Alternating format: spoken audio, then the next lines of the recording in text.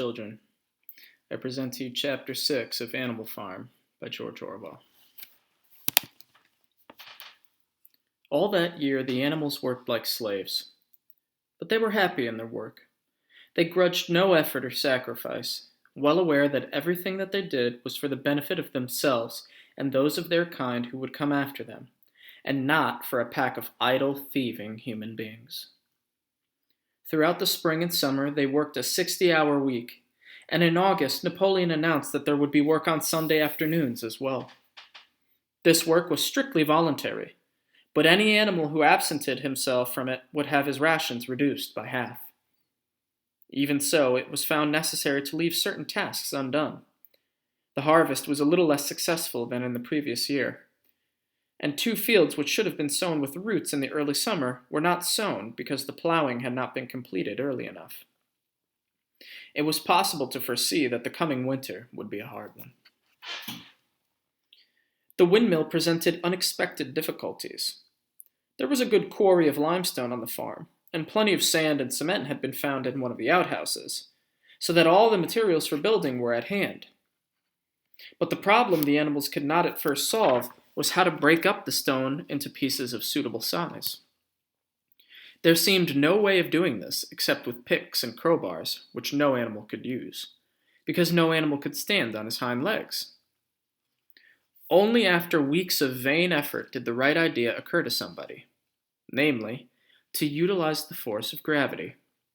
Huge boulders, far too big to be used as they were lying all over the bed of the quarry. The animals lashed ropes round these, and then all together, cows, horses, sheep, any animal that could lay hold of the rope, even the pigs sometimes joined in at critical moments. They dragged them with desperate slowness up the slope to the top of the quarry, where they were toppled over the edge to shatter to pieces below. Transporting the stone when it was once broken was comparatively simple. The horses carried it off in cartloads. The sheep dragged single blocks.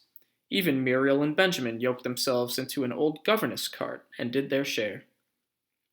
By late summer, a sufficient store of stone had accumulated, and then the building began, under the superintendence of the pigs. But it was a slow, laborious process. Frequently, it took a whole day of exhausting effort to drag a single boulder to the top of the quarry, and sometimes when it was pushed over the edge, it failed to break. Nothing could have been achieved without Boxer, whose strength seemed to equal that of all the rest of the animals put together. When the boulder began to slip, and the animals cried out in despair at finding themselves dragged down the hill, it was always Boxer who strained himself against the rope and brought the boulder to a stop. To see him toiling up the slope, inch by inch, his breath coming fast, the tips of his hoofs clawing at the ground, and his great sides matted with sweat, filled everyone with admiration.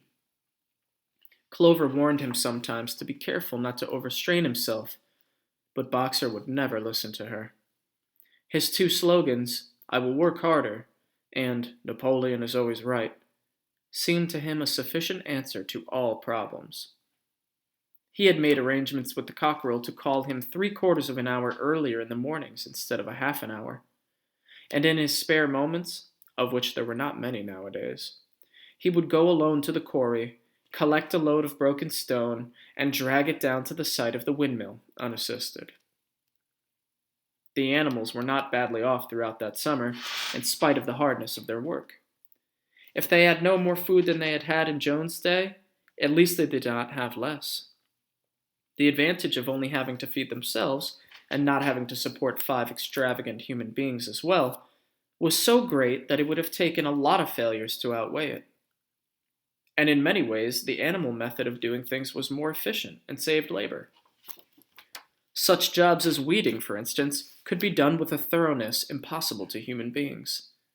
And again, since no animal now stole, it was unnecessary to fence off pasture from arable land, which saved a lot of labor on the upkeep of hedges and gates. Nevertheless, as the summer wore on, various unforeseen shortages began to make themselves felt. There was need of paraffin oil, nails, string, dog biscuits, and iron for the horses' shoes, none of which could be produced on the farm. Later, there would also be need for seeds and artificial manures, besides various tools and, finally, the machinery for the windmill. How these were to be procured, no one was able to imagine. One Sunday morning, when the animals assembled to receive their orders, Napoleon announced that he had decided upon a new policy. From now onwards, Animal Farm would engage in trade with the neighboring farms. Not, of course, for any commercial purpose, but simply in order to obtain certain materials which were urgently necessary. The needs of the windmill must override everything else, he said.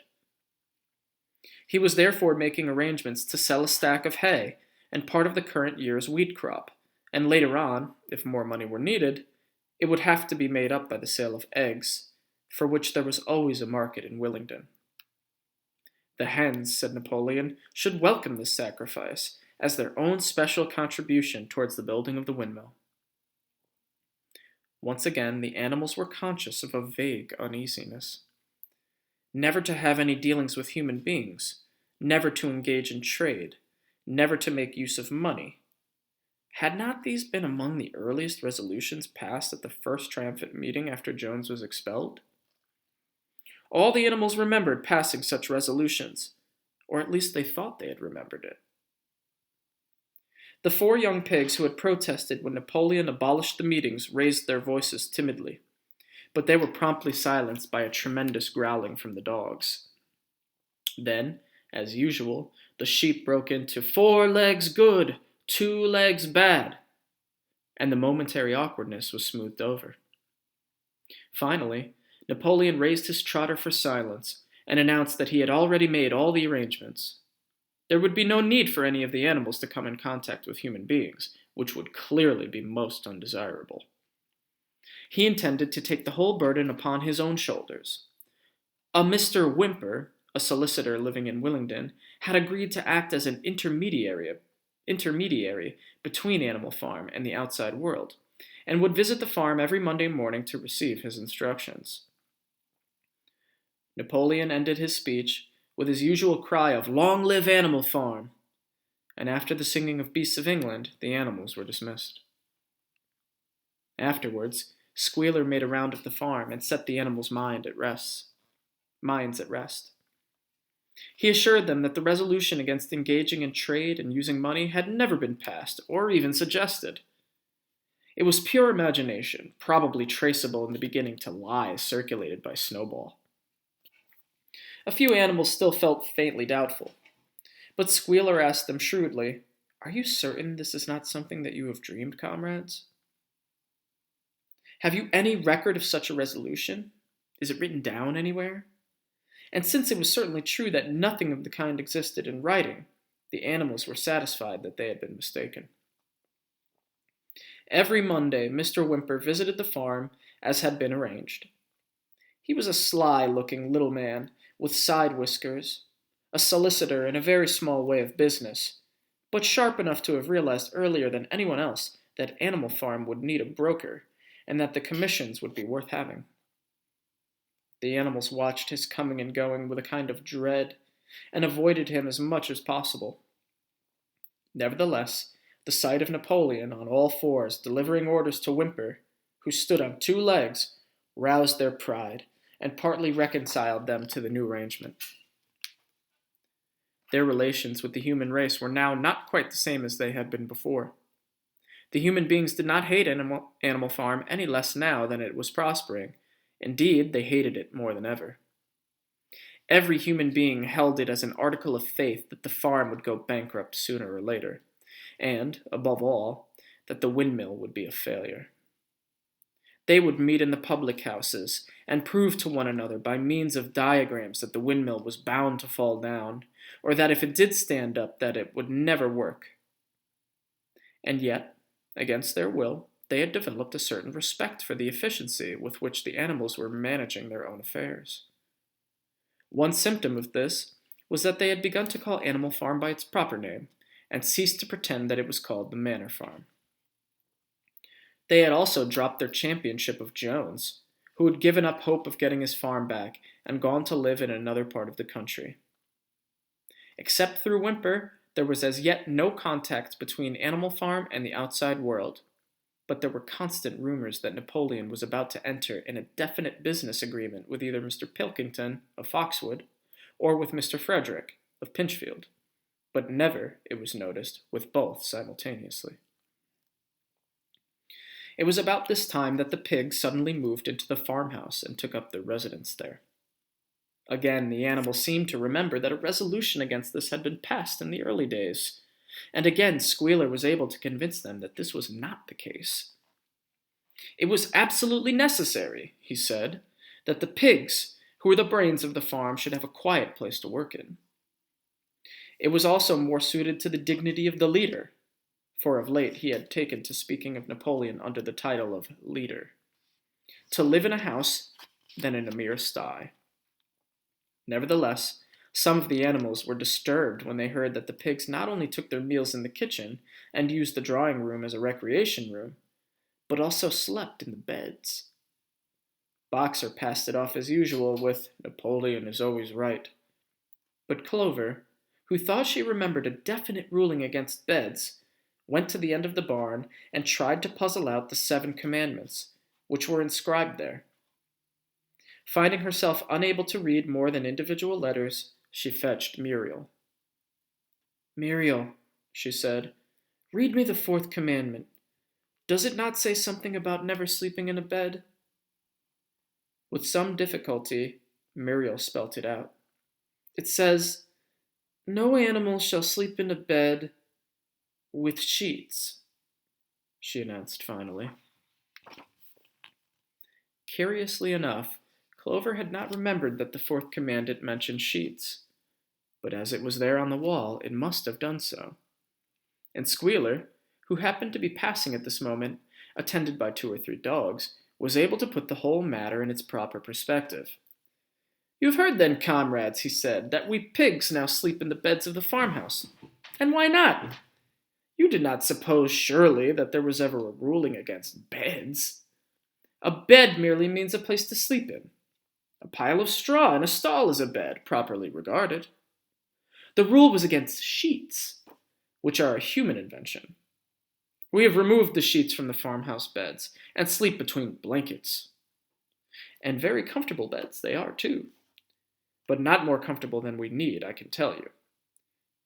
Comrades, with all the brain work that we have to do nowadays, they couldn't be more comfortable. You would not rob us of our repose, would you, comrades? You would not have us too tired to carry out our duties. Surely none of you wishes Jones to be back." The animals reassured him on this point immediately, and no more was said about the pigs sleeping in the farmhouse beds. And when, some days afterwards, it was announced that from now on pigs would get up an hour later in the mornings than the other animals, no complaint was made about that either. By the autumn, the animals were tired, but happy. They had had a hard year, and after the sale of part of the hay and corn, the stores of food for the winter were none too plentiful, but the windmill compensated for everything. It was almost half built now. After the harvest, there was a stretch of clear, dry weather, and the animals toiled harder than ever, thinking it well worth while to plod to and fro all day with blocks of stone, if by doing so they could raise the walls another foot. Boxer would even come out at nights and work for an hour or 2 on his own by the light of the harvest moon. In their spare moments, the animals would walk round and round the half-finished mill, admiring the strength and perpendicularity of its walls, and marveling that they should ever have been able to build anything so imposing. Only old Benjamin refused to grow enthusiastic about the windmill, as usual. He would utter nothing beyond the cryptic remark that donkeys live a long time. November came, with raging southwest winds.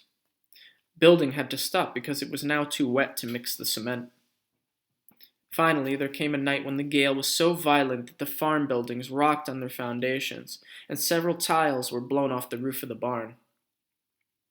The hens woke up squawking with terror because they had all dreamed simultaneously of hearing a gun go off in the distance.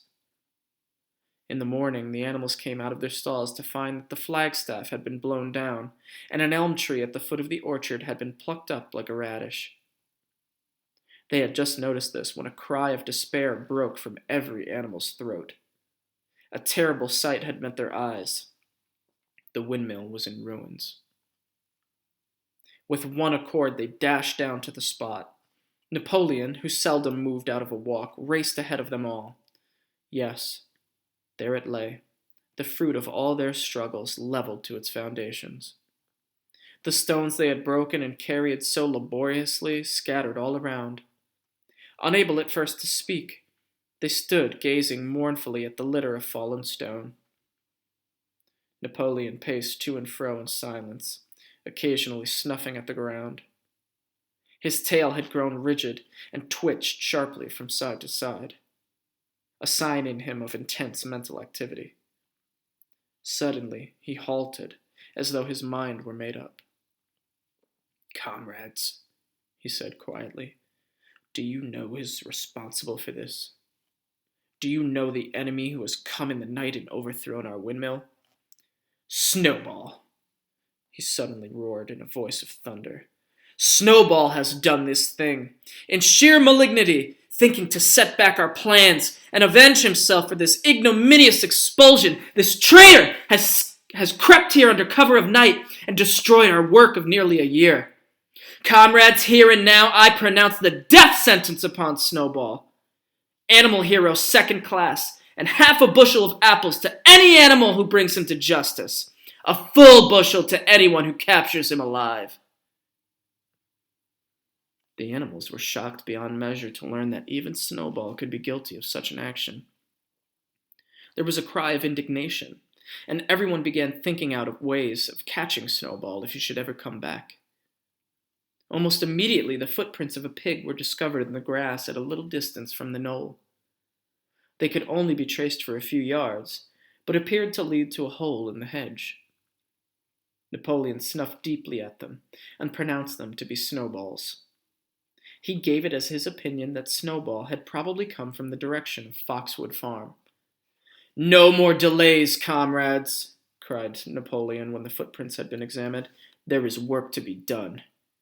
This very morning we begin rebuilding the windmill, and we will build all through winter, rain or shine.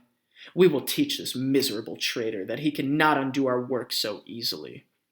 Remember, comrades, there must be no alteration in our plans. They shall be carried out to the day. Forward, comrades! Long live the windmill! Long live Animal Farm!"